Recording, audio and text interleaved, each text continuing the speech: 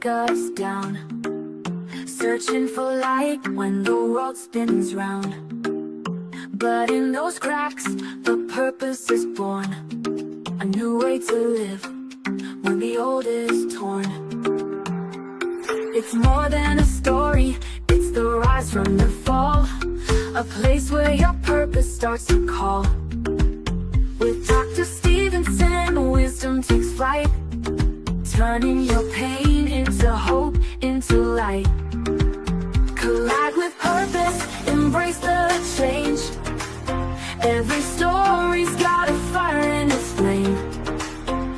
Tune in, listen, find your way to take life's hardest hits and turn the page. In the podcast, the truth is found. Collide with purpose, let love abound. From heartbreak to strength, the lessons unfold. It's about how we rise, not the stories we've told. Guests with their journeys, sharing their light. In every collision, there's power in sight. It's more than a talk, it's the wisdom we gain through every struggle, through every pain. With conversations that open the door to purpose, to power, to so much more. Collide with purpose, embrace the change. Every story's got a fire in its flame. Tune in, listen, find your way to take life's hardest hits and turn the page. In the podcast, the truth is found. Collide with purpose, let love abound. So come as you are, with your scars and fears. This is the place where the truth appears. Turn your trials into stepping stones. Find the strength to claim your throne. Collide with purpose, embrace the change. Every story's got a fire in its flame. Tune in, listen, find your way to take life's hardest hits and turn the page. In the podcast, truth is found.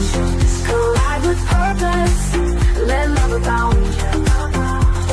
A collision with purpose, your journey starts here.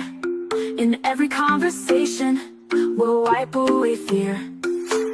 Find your purpose, let your life ignite. With Dr. Stephenson, you'll find your light.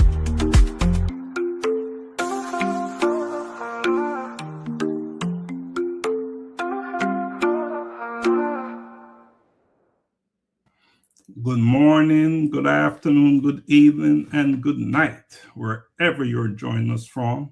Welcome. Welcome to life-changing conversations to inspire actions, where conversations are not meant to simply inspire thought. They are meant to inspire transformation. Today, we are addressing something that quietly affects families, leaders, and entire communities, emotional and mental. Many people today are surviving but not healing, functioning but exhausted, successful on the outside while silently carrying unresolved pain. And here's the truth. Unaddressed trauma does not disappear. It travels. It travels through relationships, through families, through generations. But healing can travel too. And when healing begins in individuals, it spreads through communities. That is the conversation we're having today. My guest today is Dr. Lorraine J. Simmet, a licensed professional counselor and trauma-informed mental health leader whose work focuses on emotional healing, community resilience, and culturally responsive care. Through her clinical work, advocacy, and community outreach across the United States and the Caribbean, she continues to help individuals and families confront trauma and rebuild emotional strength. Dr. Lorraine J. Simmet, welcome. Welcome to Life-Changing Conversation to Inspire Actions. Thank you so much, Dr. Laxley, for having me here. Thank you. Wow, so good to see you. You're looking radiant over there.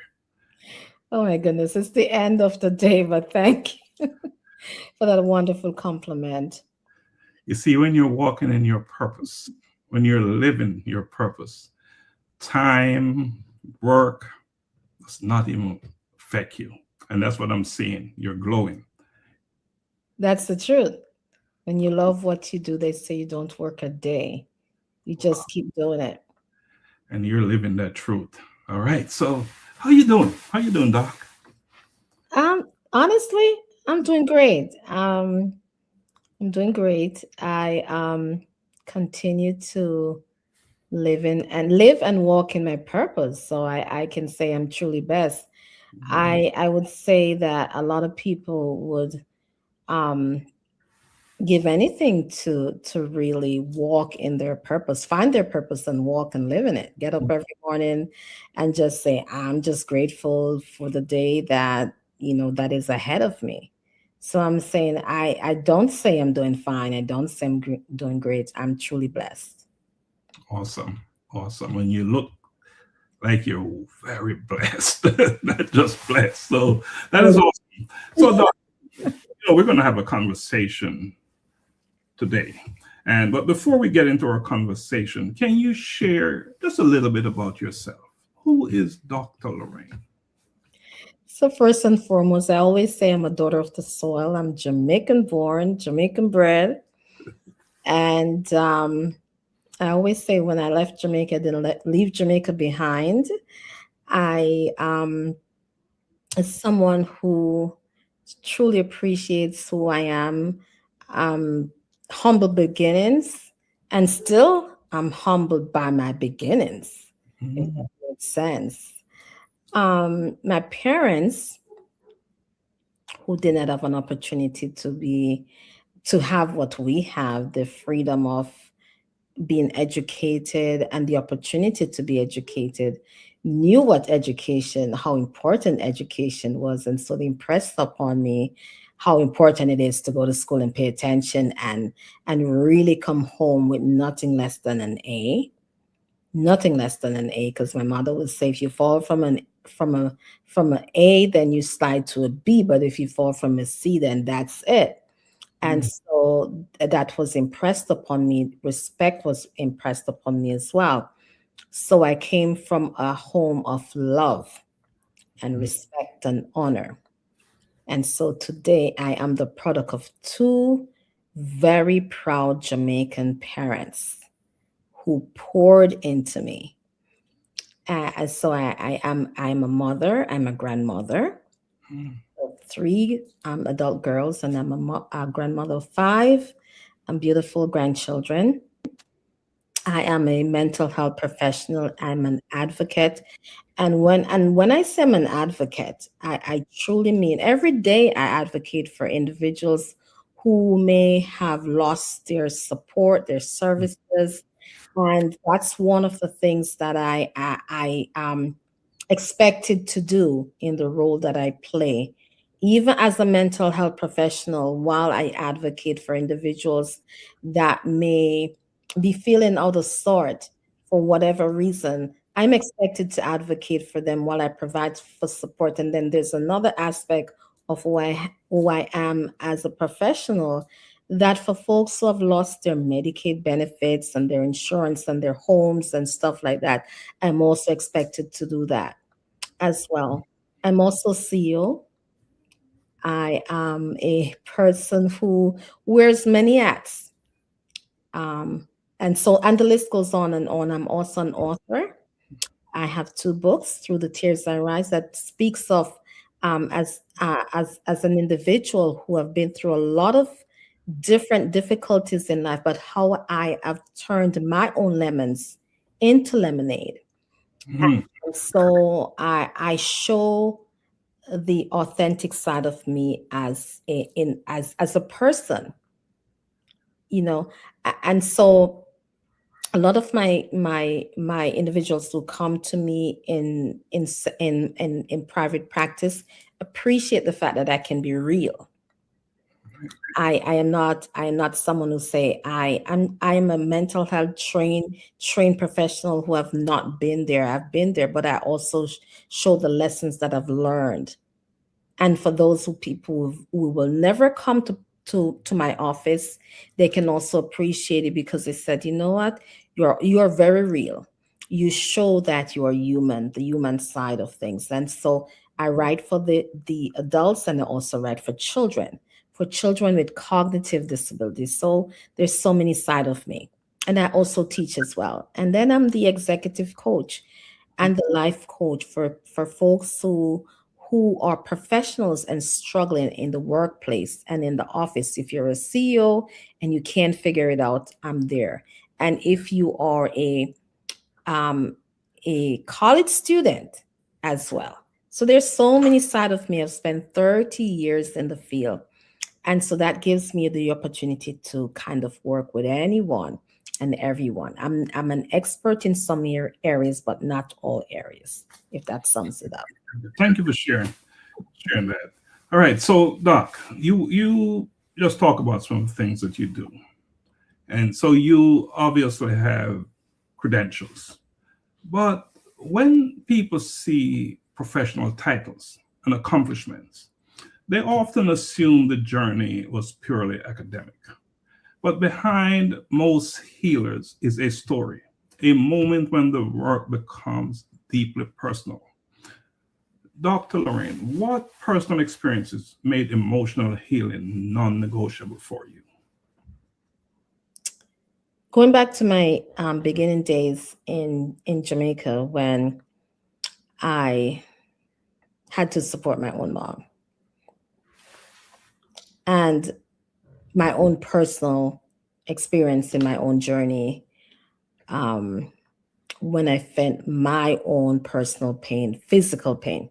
Mm. So early years in all age school, my mom, I've never seen my mom without pain. And physical pain in terms of not being able to get out of bed, not being able to do her daily functioning.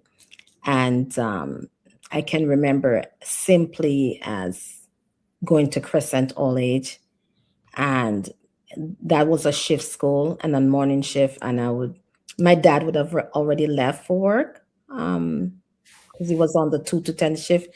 And simply thinking in my head, I'm going to leave my mom a glass of water and then go to school. And coming back and thinking, is my mom okay? Those physical thought in my head, and just being able to do for mom. And then as an adult, when I discovered that I had fibromyalgia, and anyone knowing what fibromyalgia is, and those physical pain, knowing that I cannot get out of bed. I couldn't get out of bed when the weather was so cold.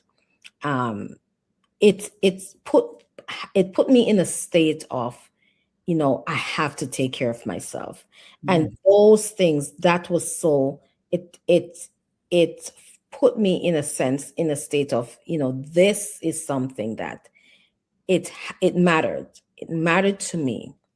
And so those are things that are non-negotiable for me, that I have to take care of myself, just as though I had to take care of my mom. So those are things that for me as a mental health person, it's very important. It's high on the radar. So those were defining moments. Defining moments, absolutely. When people hear the word trauma, they often think about extreme events. But many of the most damaging forms of trauma are the ones that become normalized within families and communities. Dr. Lorraine, what are the most common forms of trauma people dismiss or minimize, particularly in Caribbean and diaspora communities? So a lot of times we normalize verbal abuse. Simply Sticks and stones may hurt our bones, but words may never hurt us. Mhm. We do it to our children. We do it to our partners, right? Um, the emotional abuse that we do to each other, the name calling, right? Um, and Caribbean people are very known for it. The big head boy, you know. Mhm. Um, Even in our communities that with people with disabilities, here when you work with someone with disabilities, we do not say the disabled boy or um, the names. We do not put the name towards the disability, right? The crippled one. We even back in the days, it's mental retardation. All those names are changed. It's the individual with a disability, and so the notion is that we look at uh, um, the abuse in a different ways: physical abuse, mental abuse, verbal abuse, financial abuse. Those things are looked at differently, and we take it for granted that not because you're not hitting a person, meaning that, well, I didn't abuse them. The words that comes out of her mouth hurts even more, and the abuse continue even after in the Mhm. words. Um, because remember, the words keeps playing. It's a record player even afterwards. There's an assessment that we do for those who, who are watching, even as clinician will understand, and those who go into therapy, the ACE assessment that says it will ask some simple question. Have you been hit, in your early years before the age of 18? And we're not saying that every child that's hit, it's the way and the things that you use to hit and the purpose. We're not saying that being disciplined is an abuse, but it's the thing you throw something across and Mhm. hit the child with the intention to hurt. So yes, we do minimize and the fact that not everything needs to be used. Not everything that a child does um, hand needs to be brought into play. Sometimes a conversation needs to be had instead of it. The child needs to be hit, and Oh, praises needs to be done more than a shout. yes, yes. I'm listening to you talk, and going back into my childhood days and remembering Mhm. some of the names. And you said the big head boy. Imagine a child, a boy, a young boy hearing that over and over and over. That type of labeling, what it's doing to that child. That's serious stuff. And we, as responsible adults, living in the time that we're living in, we must pay attention to that. So I think that's important, and that's a very valid, argument that you're setting forth there. Names labeling how dangerous it can be in determining someone's outcome. Even for children that are failing in school, the dunce child, the dunce girl, the dunce boy, the child may be having some issues learning, right? Hmm. Hmm. So the labeling it is a form of abuse, and then it brings the child to a place of shame Yeah. and guilt. Beyond abuse into the trauma space. Yeah, Mm-hmm. yeah. So thanks for sharing that, Doc.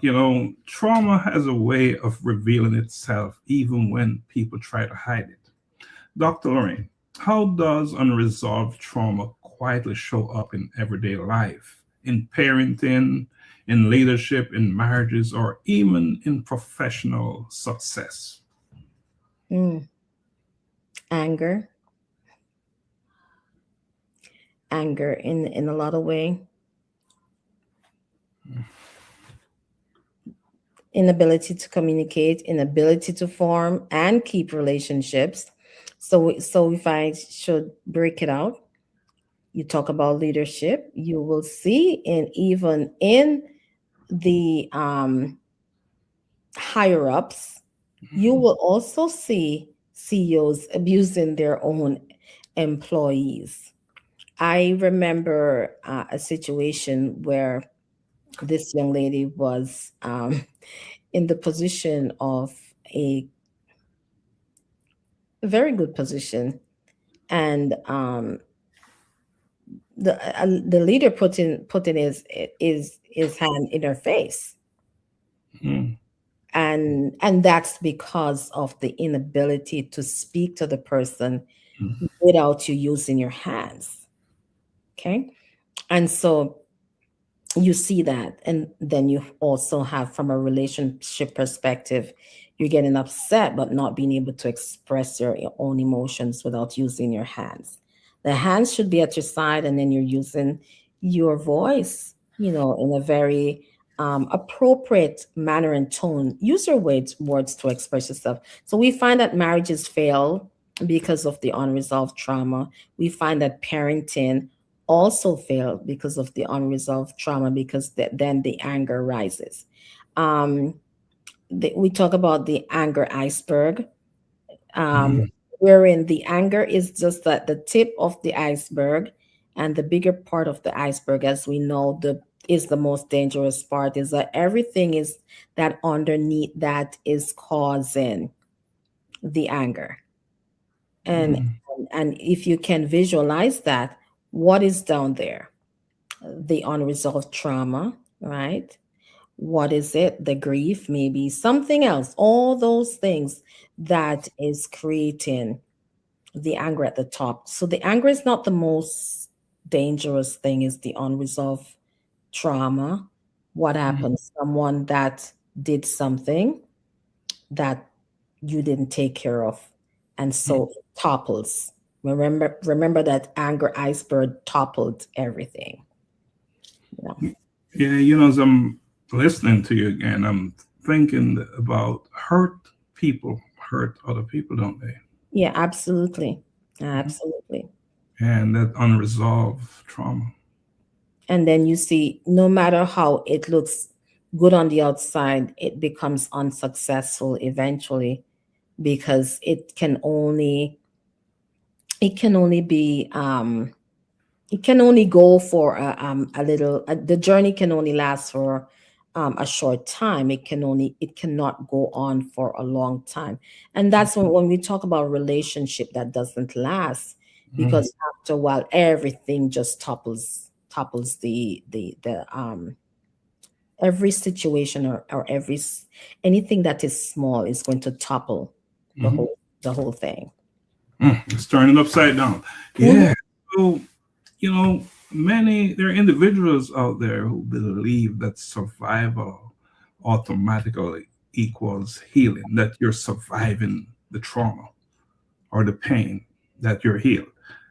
So Doc, when someone says, I'm fine, I have survived worse, what deeper questions should they honestly ask themselves? Are you truly healed? Have you done the work? Mm. Have you processed everything? Because it's a journey, you know. Um, and sometimes people just want to skim it. Mm. You just want to brush over it, you know, or they don't want to talk about it. I just want to put it to the side and just don't want to talk about it, because it takes work to talk about, and it takes being vulnerable to talk about it, Mm. trust to talk about it, finding someone, and it's not doing it with your friend. you know I'm not saying it's not good to talk to a friend, but it's doing it with someone who is able to take you through the journey, Mm. right? And acts, and someone who's trained, in trauma, to take you through the journey. Ask the right question, or don't even ask the right question, but being able to take you there, right? um and being able to kind of like stand back and allow you to feel. But you have to be ready to want to feel too as well. But some folks don't want to, right? As you said, they will say, I'm okay. But then how do you know they're not okay is when everything starts to show up on the outside Mm. and everything starts to fall apart.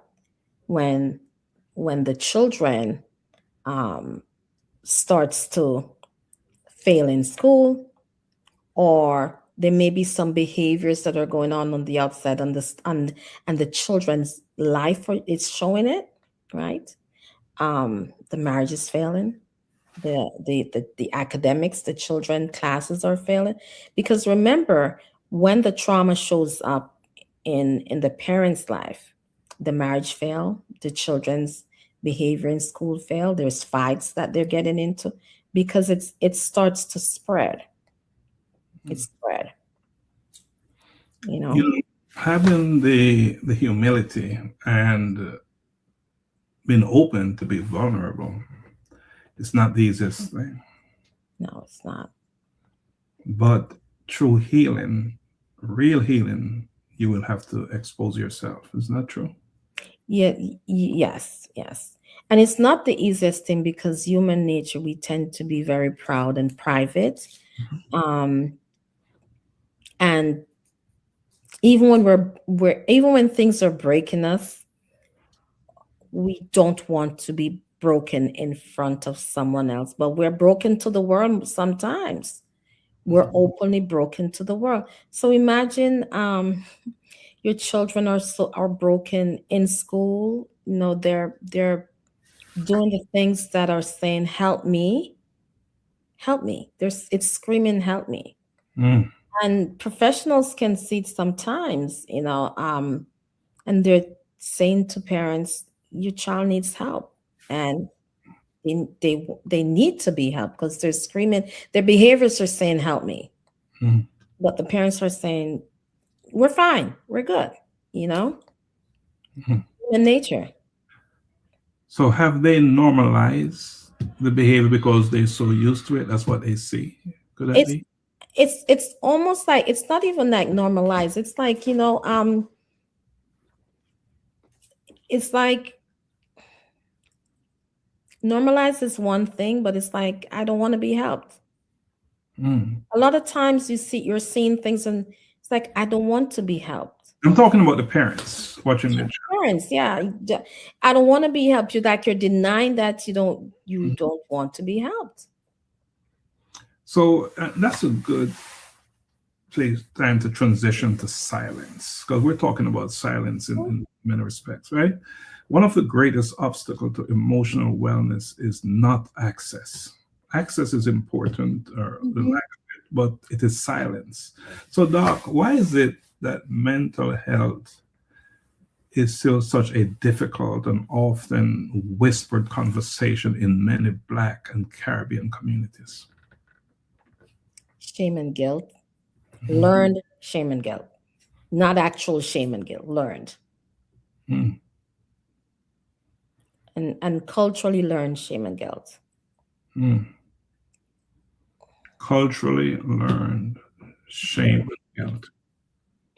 So, cultural expectations, and we move into that, often encourage endurance instead of healing. And you're talking about that there. What harm can phrases like be strong or just pray about it? What harm can those phrases cause when emotional wounds are left untreated?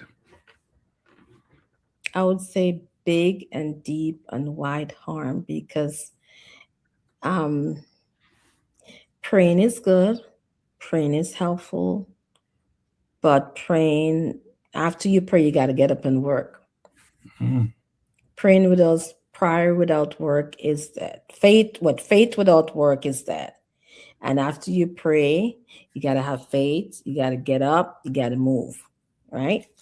Um, so um, to tell someone pray about it is is like empty faith.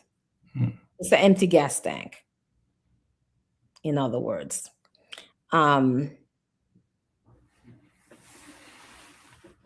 It's like you need a job and you're saying to the person, I'm just gonna come over and pray with you. We're gonna pray and sit and just have faith that we're gonna find a job. It's not gonna happen. Right? You're gonna have to have some actions behind it. And so what are the actions after you pray? What are the actions after you pray? It's not just praying and hoping that the answers are going to come. There's got to be some work on your part. Yes. And as we're talking about faith and praying and prayers and so forth, those are central pillars in many families in our communities.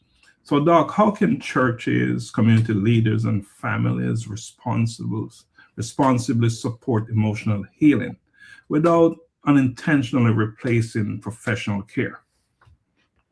So I would encourage our local churches to expose themselves to the knowledge of mental health, emotional wellness, information, what's out there, what's available. There's plenty of resources.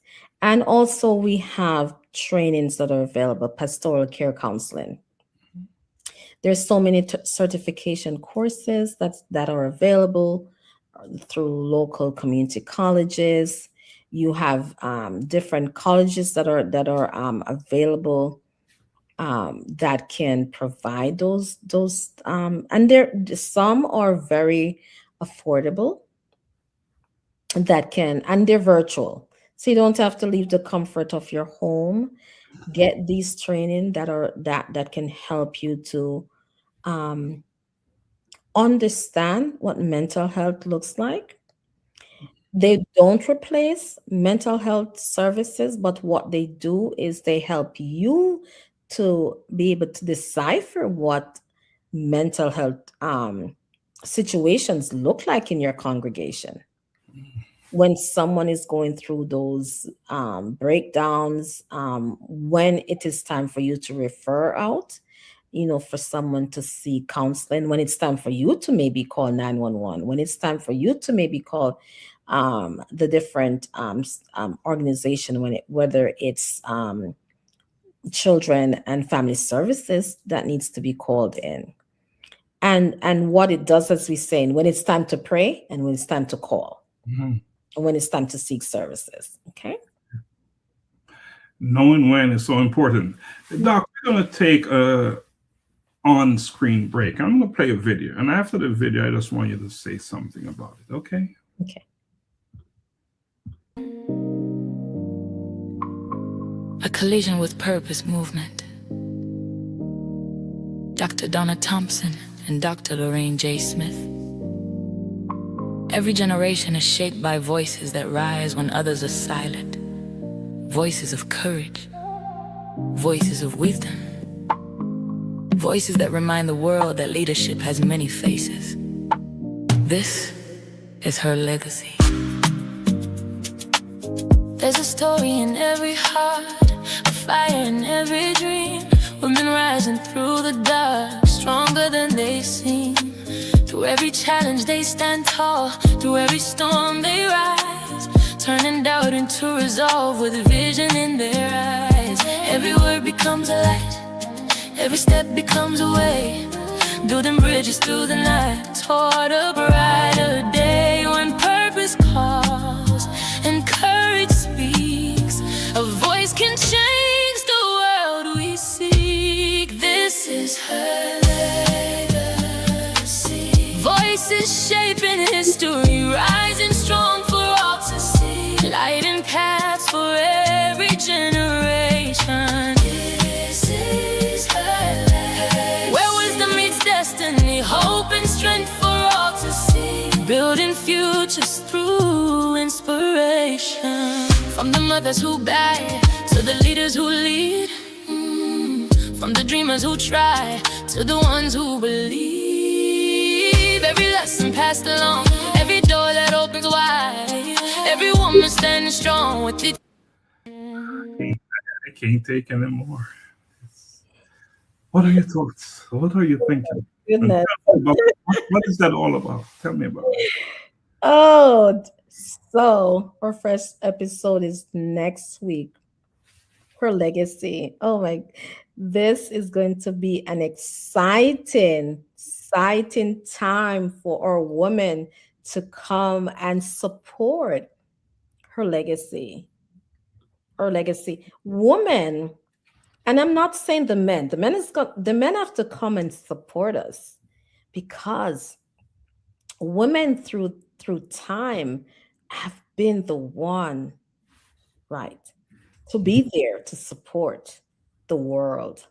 And so her legacy, the new talk show, will be there to just carry on. We're living in a time when we're going to be building and redefining the legacy for the next generation on and on. And we're going to be leaving the footprints of our stories of now and to carry on and it is such a joy to listen to that song. The song tells it all of what we're going to be covering. And I'm not going to give it all away because we want you to come week after week to just listen to who we are as women. The Caribbean, and our background of what we'll be talking about, covering all the different topics. Dr. Donna and I, we're going to have this exciting time every Wednesday at 7:30 p.m. Okay, so come and support us, and I'm just looking forward to starting next week. Yeah, and I want to add that not just support, but join the conversation. Yeah. And because this is a powerful conversational platform that has been created here. And it's all about highlighting the wisdom, strength, and influences of women whose voices influence generations. So we're here at the Collision with Purpose. We're creating a space for meaningful dialogue that explores the journeys, challenges, triumphs, and insights of women who are influencing the world through purpose-driven leadership. Just like the woman that is on the set with me tonight, Dr. Lorraine, who will be the co-host of this powerful Her Legacy. Doc, let's get back to our business tonight. That's Wednesday's business, next Wednesday's business. So let's get back to our business tonight. Your work has placed you alongside people navigating homelessness, justice systems, and mental health crisis. What have these experiences taught you about resilience that many people misunderstand? Resilience is not something you build and then you walk away with. You just like, yeah, I'm done. It's continuous. You go back and you keep doing it and you keep doing it. And even for me as a mental health professional, I have to get up every day and re-examine my own self-awareness and look at what I did yesterday, if what I did yesterday is sufficient for tomorrow. Because what comes for tomorrow may creep up on me, and my building blocks that I build for my own emotional resilience can crash. Okay. And I think that's how some folks wake up and everything is just not their house of or their tower of emotional resilience, is no longer there because they haven't stopped to do their own self-awareness. During my college days of when I did my master's in mental health counseling, for every single course we did, I love my college course because the every single at every single end of our assignment, it caused us to did as a self-awareness. And so I still practice that. The end of my day is my self-awareness, self-awareness. So if you keep doing that, nothing will creep upon you and pull out. You know that Jenga game where you put a block in and you take a block out, but you have to strategically take out the block in a slow way because then everything will fall. That's emotional resilience. If you take out the block too quickly or take out the wrong block, everything will fall. So we must be aware, vigilant, and for it's daily decision making that is important. Absolutely. Yeah. Absolutely. And daily supporting yourself. So I teach my folks, and I do it to myself too, like, just be gentle with yourself. And the Jamaican talk, you love upon yourself. Emotional resilience. Because sometimes there's no one around you to just give you that embrace and let you know you're doing a good job. So you do it yourself. You just man, you're good. As you said, you're doing a good job. Emotional resilience. And how you talk to yourself is so important. Good self-talk, positive self-talk. And don't let nobody tell you when you do a little self-talk, you're crazy. You're not. That's not going to keep you in. Yeah, you're not. So, Doc, trauma does not always begin with individuals. Sometimes it is reinforced by the systems we live in, or people live within.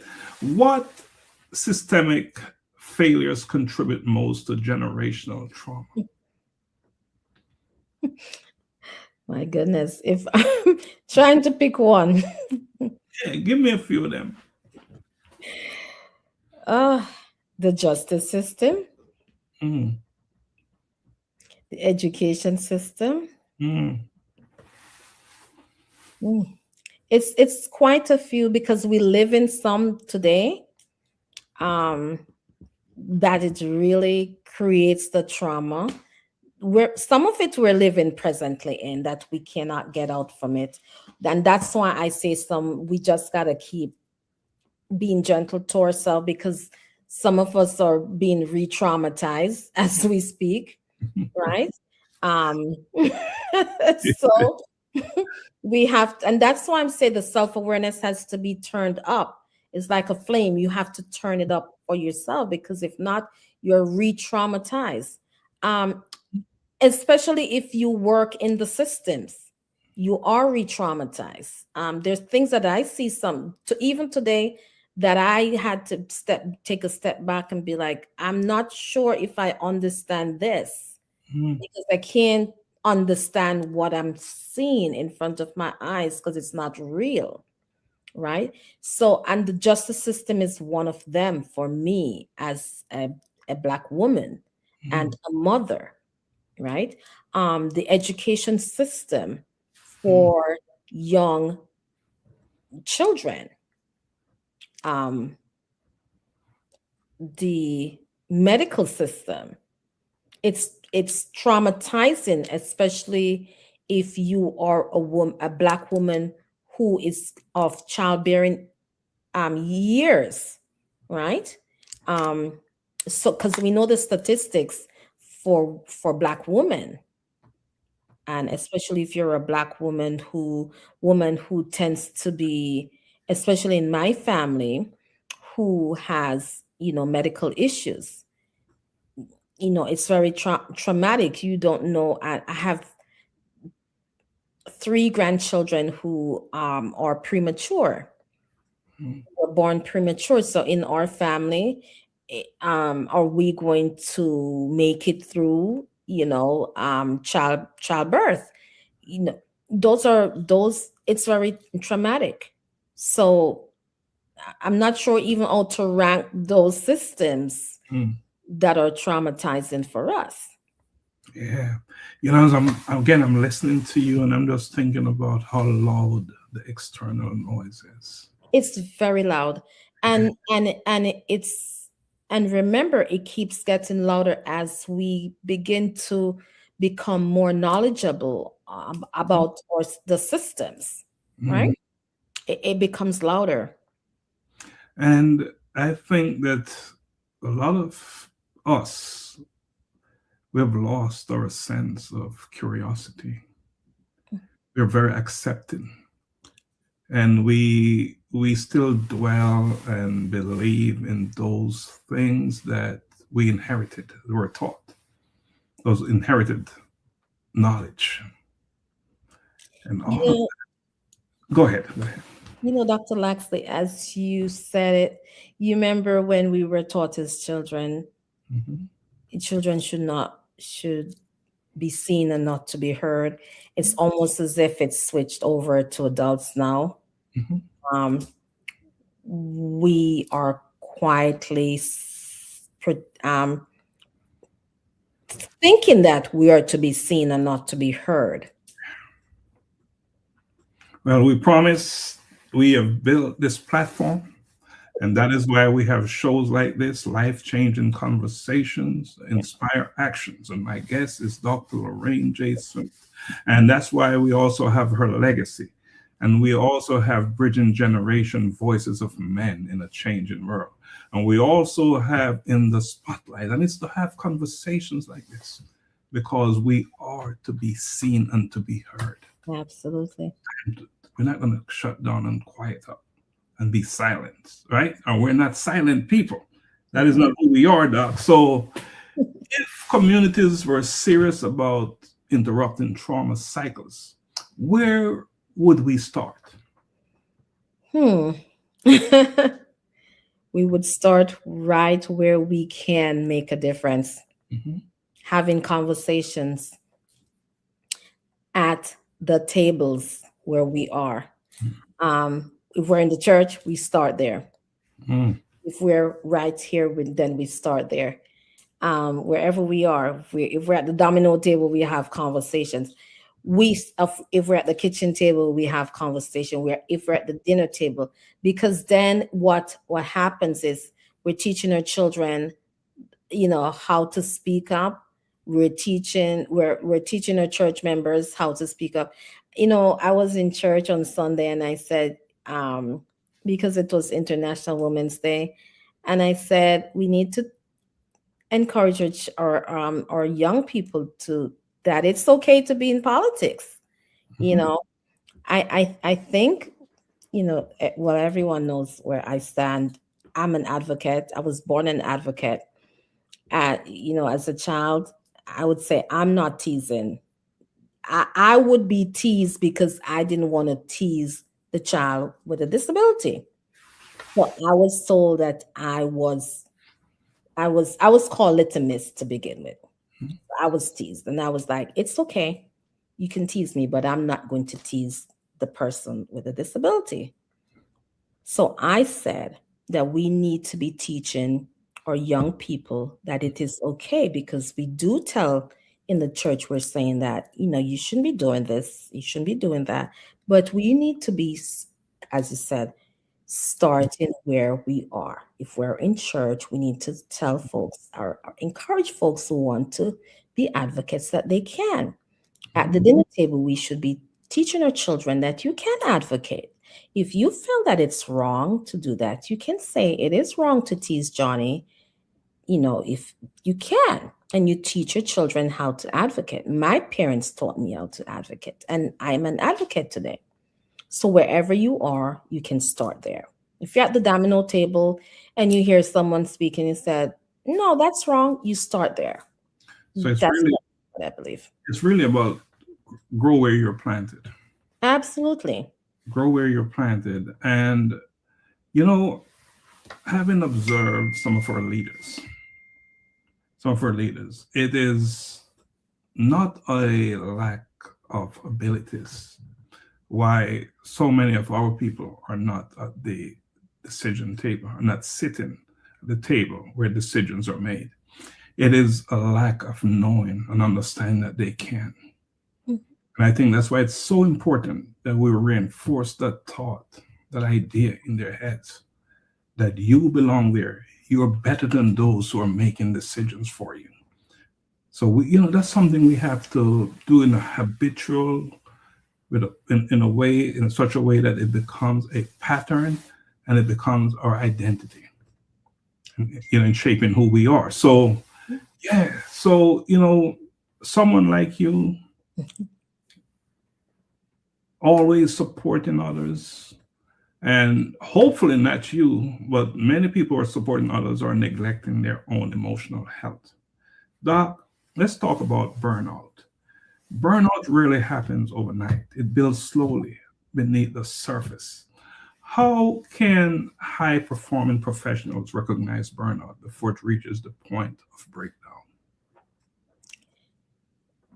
You can recognize it by stopping every single day to check yourself.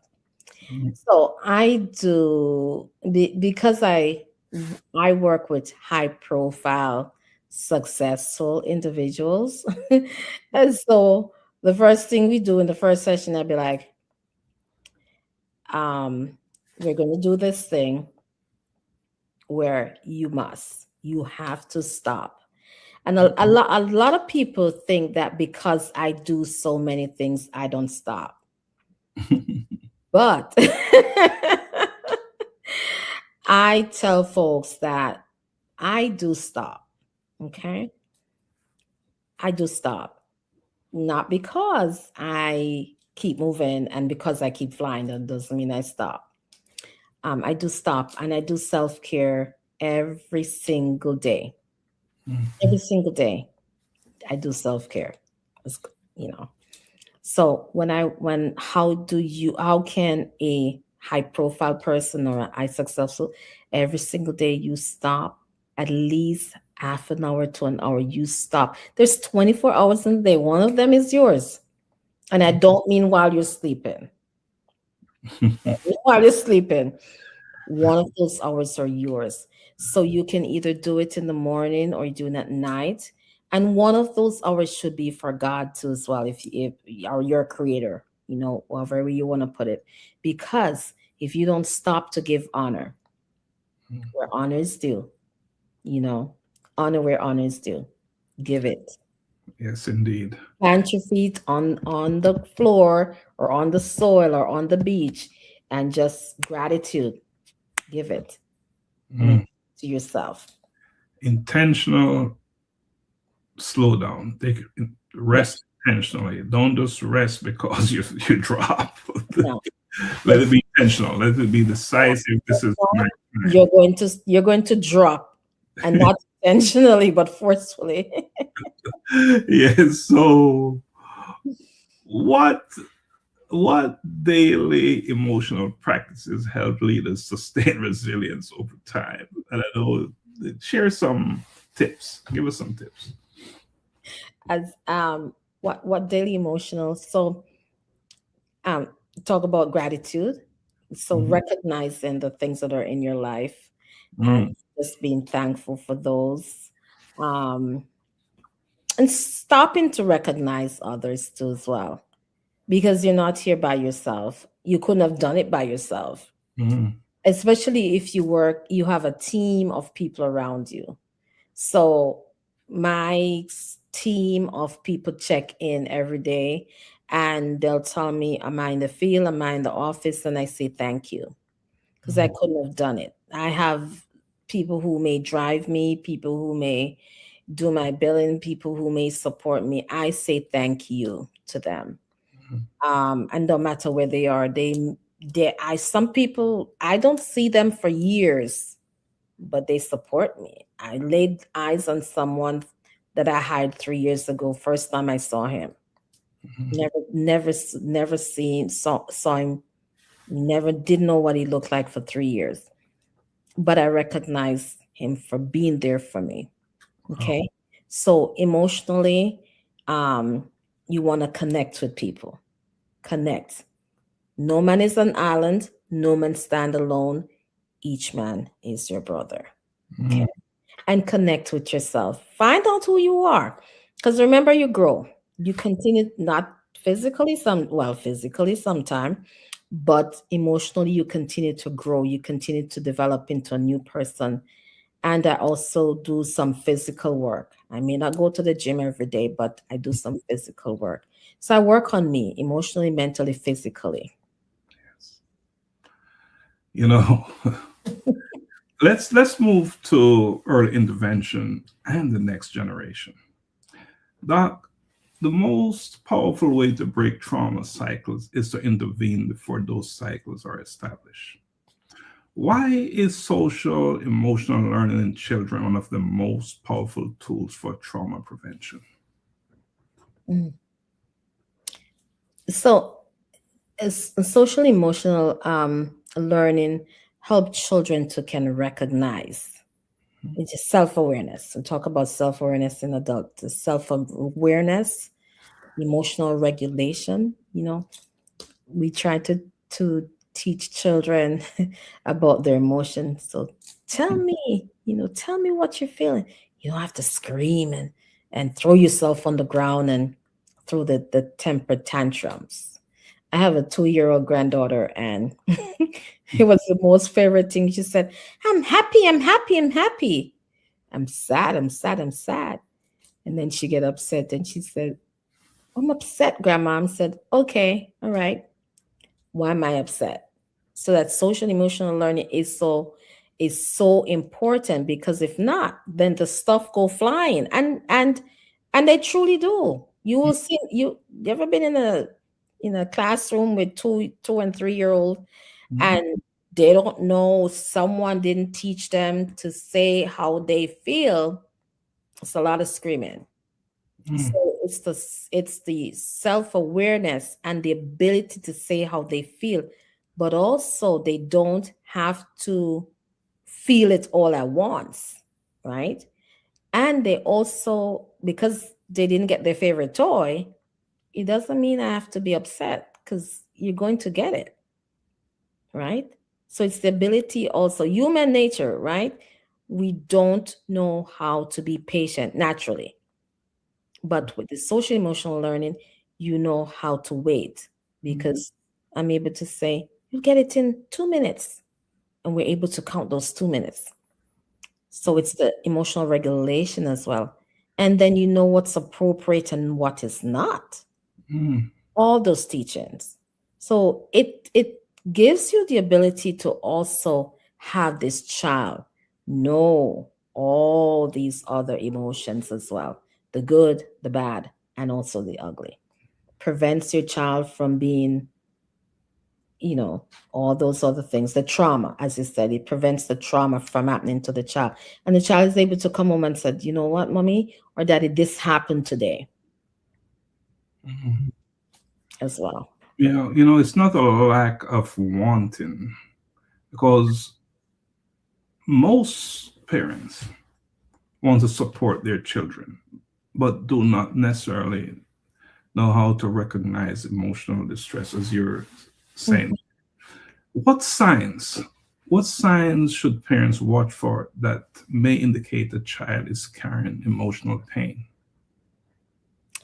So you can look for the detached or the super attached, Mm, or the, so if a child is too clingy, mhm, or this child doesn't want to attach, or the changes in the behaviors. So your child would normally, talk to you, but all of a sudden doesn't, the changes in the emotions are there. You know, all of that mm, will give you an indication. Okay. Um, your child is coloring, and the colors change. The colors go from yellow to red, or from um, mm, yellow to black. Colors speak. Yes, color psychology. The color tells a story, or the pictures or story. The pictures are telling you something. Something happened. mm, So, and it's sad today that we work so hard and we work more than one job, that we don't have the time to spend with mm, our children. because everything our child does will tell us happy, sad, bad. Something happened today that is out of the norm. Something happened on the playground. Something happened in the classroom. Someone new was in the classroom. Someone, got hurt in the classroom. When we do play therapy. Play therapy, I don't have to get a word to know that something is happening with the child or that the child is happy. You do all of that and you'll get tons of information from the child. So a child doesn't have to speak.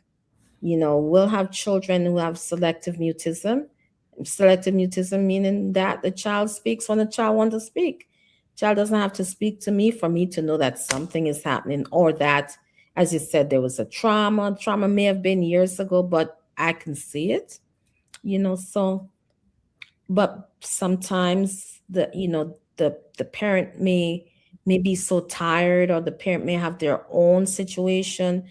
The economy now is so bad that everybody has to work. Mommy has to work, daddy has to work, auntie's in the home, grandma has to work, or there's so many people in the home is crowded. So there's the story is tainted in the home as well. Or there may be so many people in the home you can't tell what is the story about, or who is it about. Who is the story? Right. Who is in the story? Yeah. So Doc, your work bridges communities across the United States and the Caribbean. Of course, you're a Caribbean woman, you're a Jamaican woman.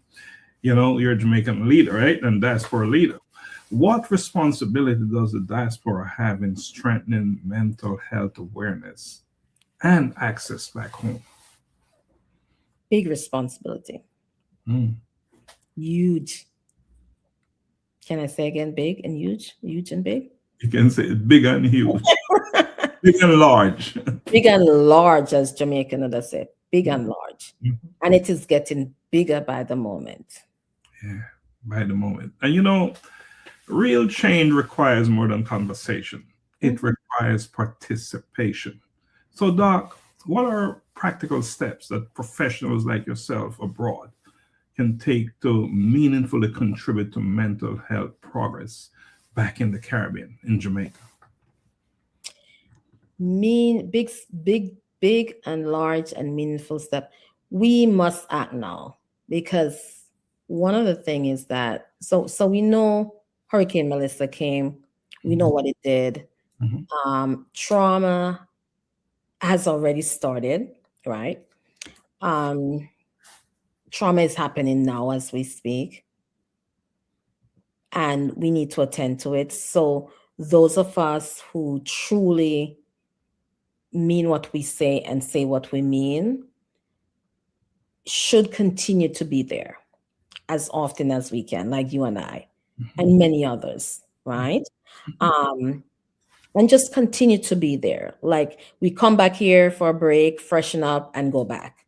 It's like a roll in, roll out. So while we're here, someone else should be there. It should be like a tag team. We tap out, somebody tap in. And we should continue to even train others to be there as well. And then what should be created? What I've always said that should be created.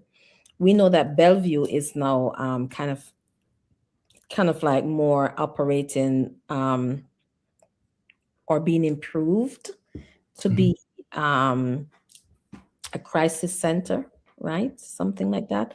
But it's the only center there, while you have a wider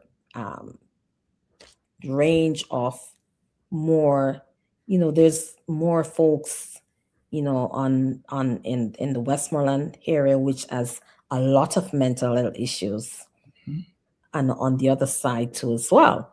So what should be happening is plans to widen those areas consistently, because mental health has no time frame. When it hits, from my experience, mental health tends to hit on a cycle.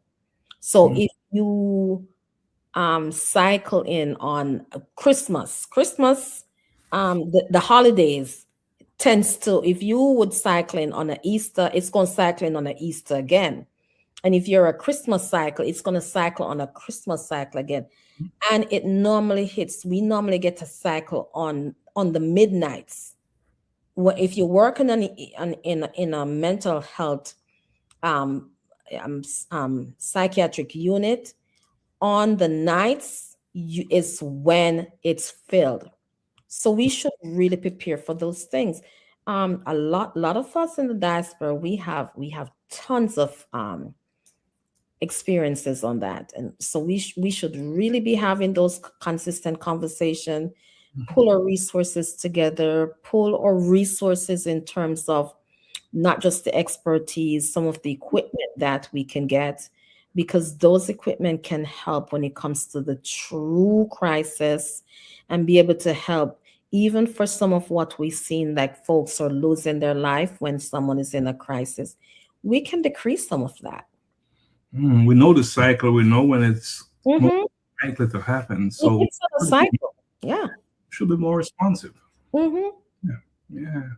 So, Doc, let's move to what I call the quick fire engagement segment. So, I'd like to capture your instincts on a few quick reflections. All right. Silence or stigma? Which is more dangerous? Silence. Mhm. Stigma is a bit touchy too, but silence is more dangerous. Silence is more dangerous. Stigma, we can keep handling stigma. Yeah. Indeed. Therapy or community support? Which must come first?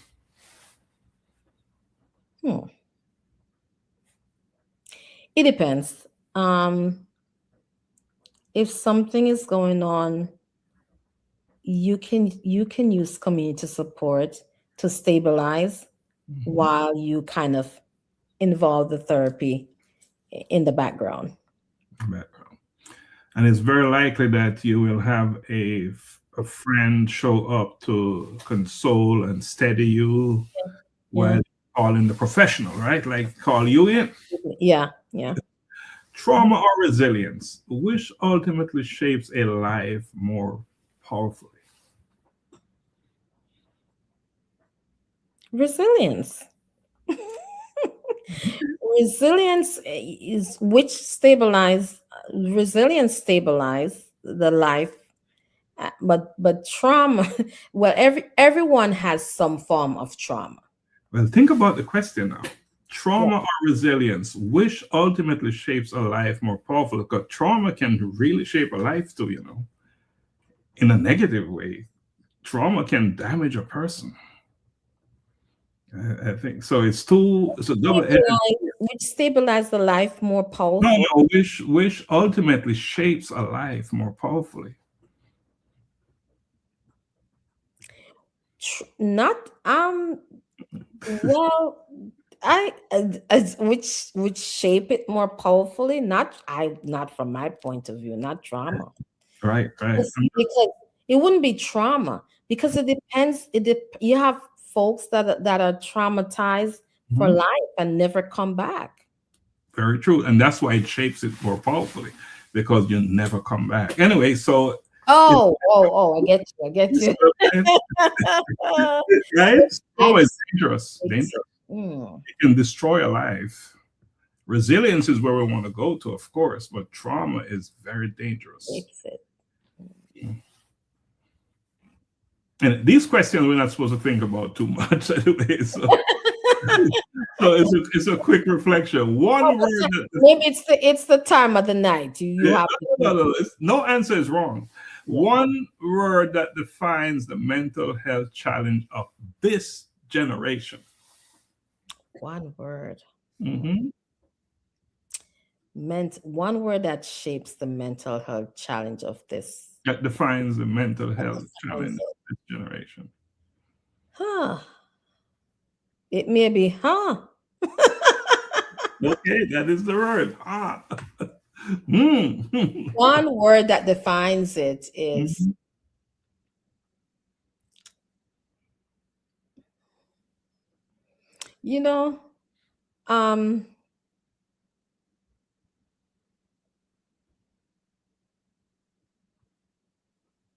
Maybe I need to come back to that one. All right, we will come back to that. We will come back to that. All right, so this is what I would like you to do for me. One word that defines it is trauma. Because I think we keep coming back to trauma. It's trauma. I think trauma is a good one. It's a good Trauma word. is a good, yeah, because we keep coming back to trauma. Trauma. It's everywhere.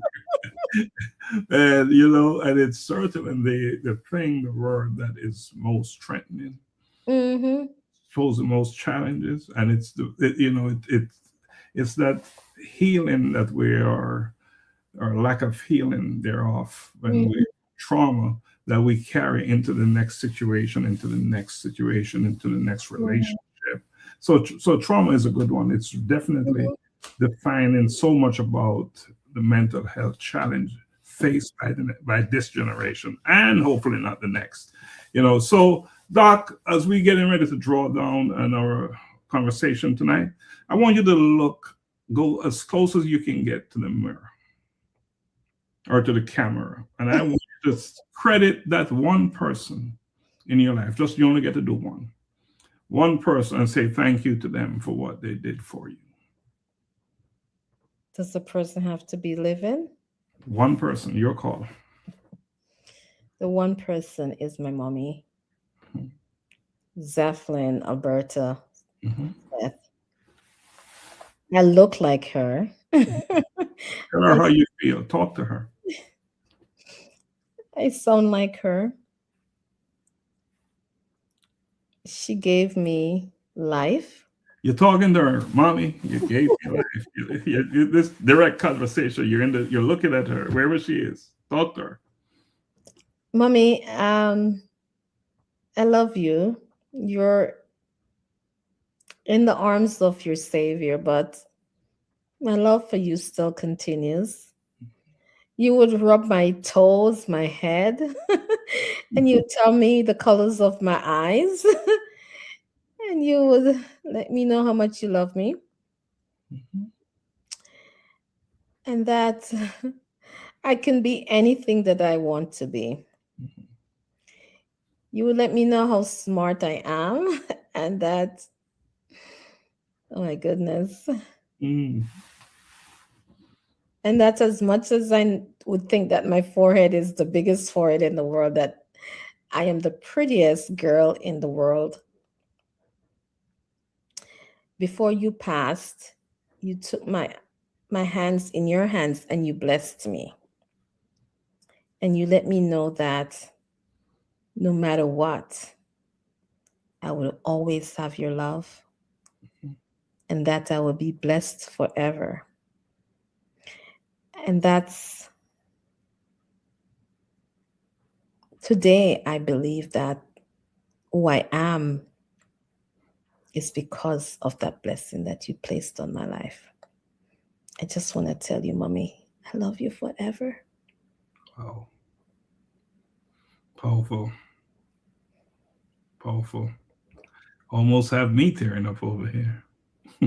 Powerful stuff. I know Mommy is hearing you, listening to you, and she appreciated so much. And Mommy, we appreciate you for all that you did.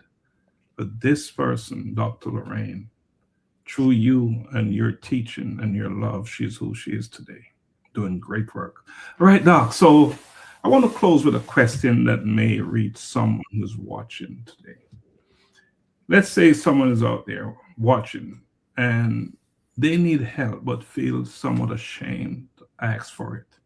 What is one solid, concrete step they can take within the next 24 hours? So if you're out there and you feel that you need help, asking for help, there is no shame in asking for help. I think it's the bravest thing to recognize that you need help. And there's always help available. You can reach out to me, and I'm going to let my number be available. And you don't even have to say who you are. You can even text, and I'll be able to support you by texting, but right back. My number is 609, area code 772-0039.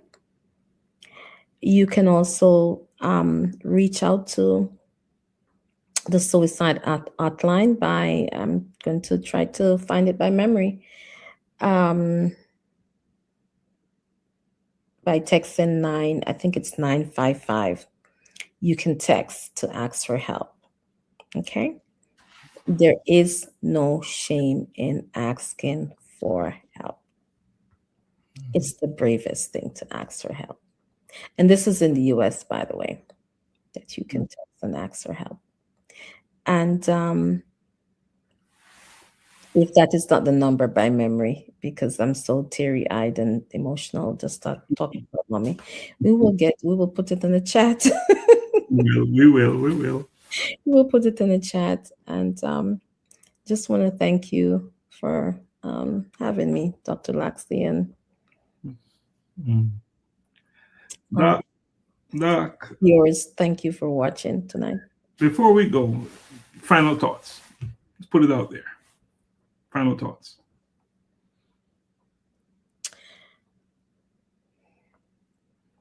Final thoughts. Life can be hard, especially today in the world that we live. But one thing I can tell you, life is worth living. Talk so much about trauma tonight, but it doesn't mean that you cannot overcome. I'm a living witness to that. You hear me talk about my mommy and her rubbing my toes and my head and everything. That's when I had life the hardest. But I overcame everything because of her love.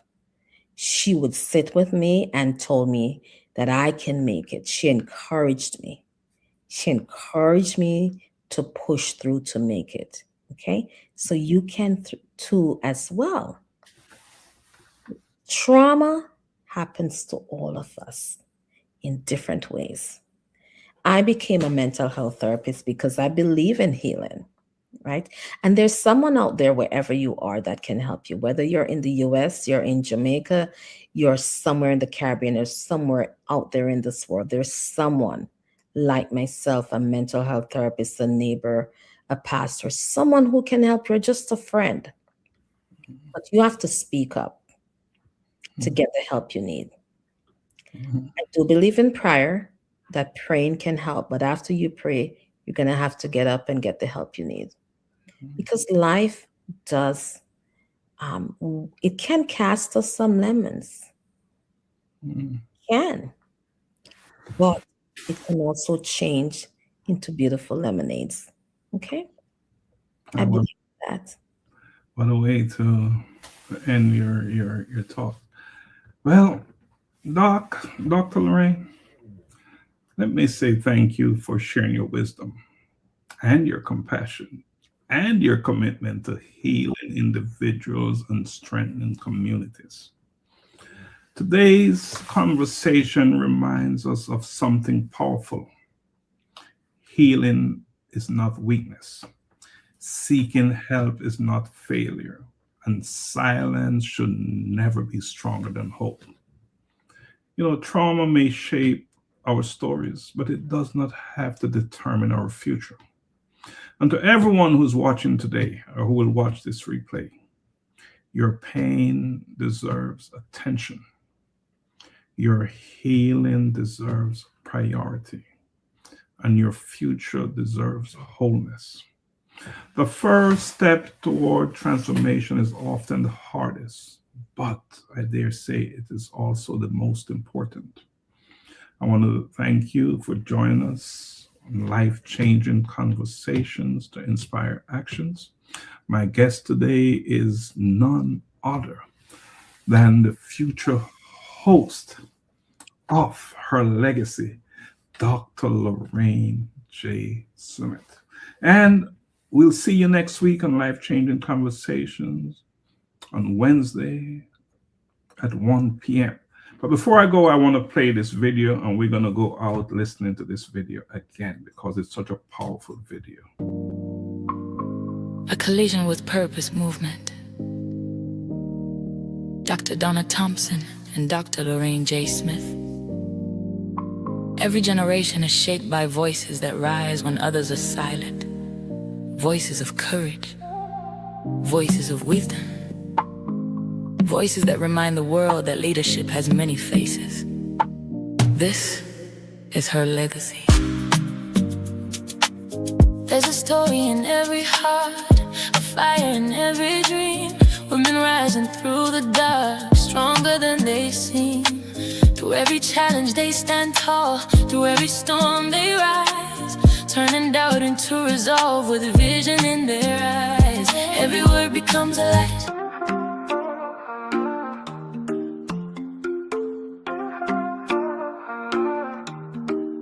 We've all had moments that break us down, searching for light when the world spins round.